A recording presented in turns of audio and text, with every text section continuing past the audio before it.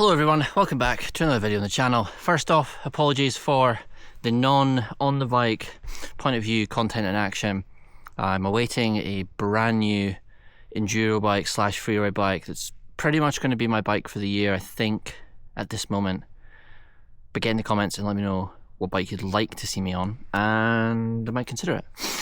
Anyway, we're going to get stuck into the discussion and what the title and the thumbnail basically says.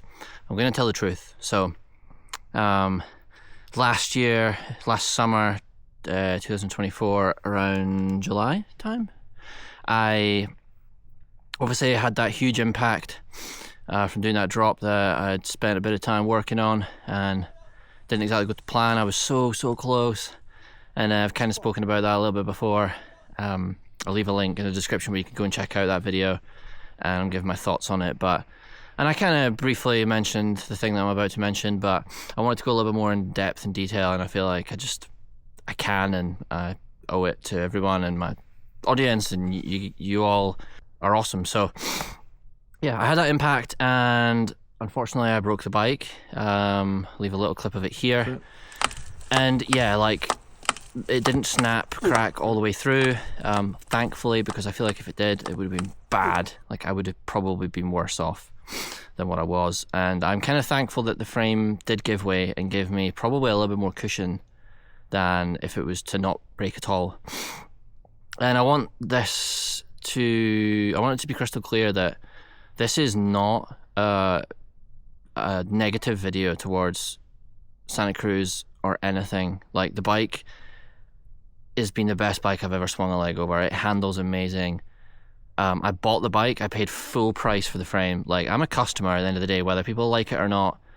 And just because I have an audience and some sort of a following, some people are just like, think that I should not be able to be honest and transparent.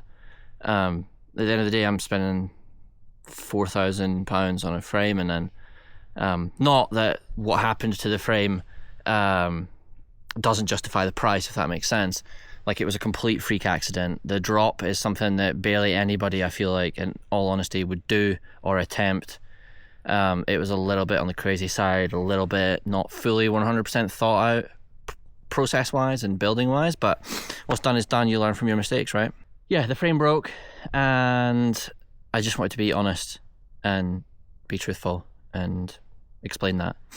And again, the thing that I think the positive to take away from this is I got a replacement pretty much within a week to a week and a half after that incident, and their lifetime warranty and crash replacement and everything is something that if you're looking to get a bike and you want to be looked after, then that's something that you should for sure take into consideration and check out.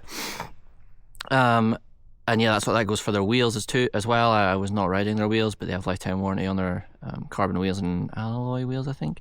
But yeah, it's any bike I fully believe would have broken on that drop and that impact. Fast forward 7 months later to now, and I still have pain and aches in my right foot. So that's how big the impact was. Like, I'm not fully okay from it, if that makes sense. I got very lucky, but yeah, the bike broke, and that's that.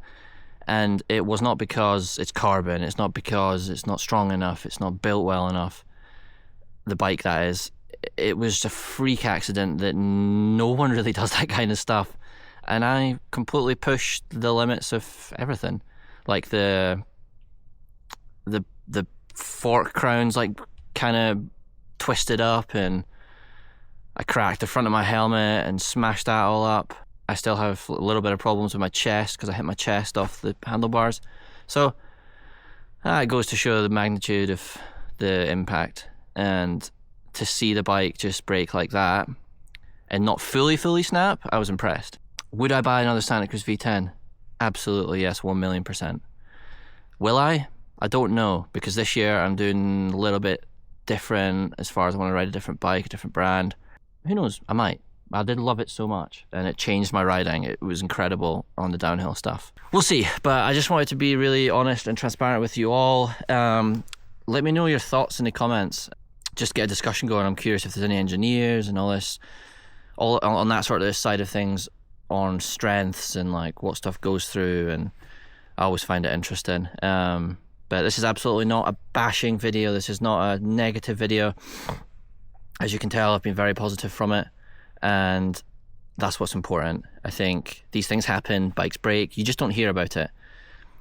All these World Cup teams and riders that push the limits of the bike and the brands and the components are literally contracted to, like, you know, if there is a problem, you keep it internally in the team and you work it out together and you solve it, and then so that nothing, like all these prototypes, things that people use and try, is not really publicly shown online, and you always see the finished product when it's 100%. But for me, I'm not locked into any sponsorships as far as bike brands. My goal is not to go out there and negatively talk bad on brands or anything like that. Like, never has been.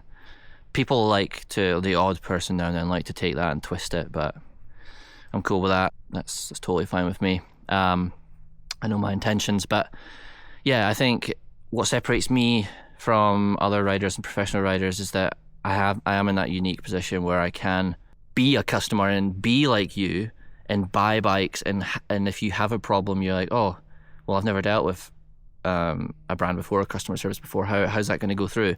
And then I can like relate back to you all, like how things went. And same with the Commencal thing. I'll speak a little quickly bit about the Commencal I had last year. Commencal sent out an email, I'll include it here as well, and basically they just sort of admitted, which was really good to see, that there was problems, and they're making amends to anyone that has SX V5 or just a V5. So that's the mullet and the 29er version. I had the 29er version, I had a lot of creaking going on, and they basically just put out an email saying that, hey, if you have this problem and this creaking issue, get in touch with us and we'll give you a solution and we'll help you out, which is really cool. So bravo to Commencal for that. I have to applaud them on that. That's good to see. Excuse me. You know, I didn't not expose that issue, but when I had that problem and I bought the bike, I was like, I had to speak about this. I wonder if there's people out there that have the similar problem, and there was tens of people. I wasn't just making up an issue. So the proof's in the pudding.